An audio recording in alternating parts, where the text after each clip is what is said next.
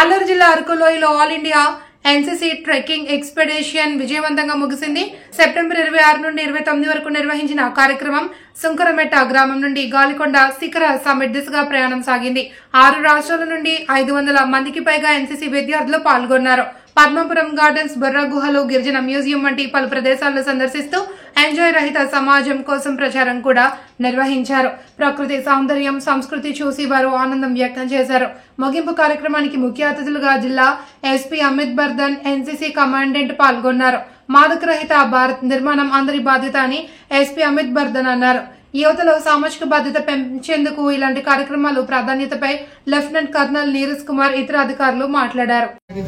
Which is harmful for our self also and for the future also and for the people who is doing this business in this area. And I also want to tell my cadets that we are here in this valley, in a beautiful valley, where we should promote this, that no one should use ganja or any kind of drug, so that we have a very healthy youth and a very healthy society. That's all. Welcome all the NCC cadets. Colonel साहब को ASR जिले में आप सबको आने के लिए आए। आप लोगों ने यहाँ पे 6 दिन एएसआर जिले में जो स्टे किया, उसके बाद में जो आपका एक्सपीरियंस रहा और आज फाइनल डे आप ये रैली कर रहे हैं, इसके लिए आप सभी को ధన్యవాद. మీడియా బంధువులు ఈ విషయంలో ఎక్కువగా మీరు రాయొచ్చు. ఎందుకంటే ఈ ఎన్సీసీ క్యాడెట్స్ మన పూర్తి భారత రాష్ట్రం నుండి అన్ని డిస్ట్రిక్ట్స్ నుండి, అన్ని స్టేట్స్ నుండి వచ్చిన వాళ్ళు, అన్ని స్టేట్స్ నుండి ఇక్కడికి వచ్చి వాళ్ళు ఎక్స్పీరియన్స్ మన ఏఎస్ఆర్ జిల్లాలో గిరిజన ప్రాంతం, కొండ ప్రాంతం ఎలాగా ఉంటున్నాయి దీన్ని చూసి వాళ్ళు బయటికి చెప్పిన వాళ్ళు.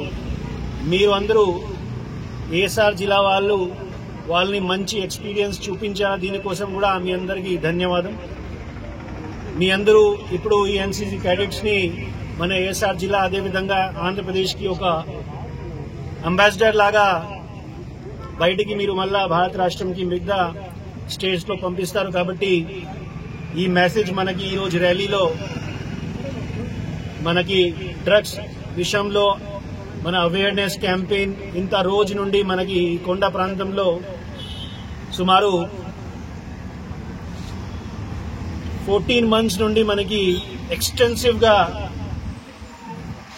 ఈ ప్రాంతంలో గాంజాయి కల్టివేషన్, అదేవిధంగా పెడలింగ్ కి విపరీతంగా మన చేసిన ఎఫర్ట్స్ ఇప్పుడు ఎన్సీసీ క్యాడెట్స్ కూడా బయట ప్రాంతంలో చెప్తున్నాయి.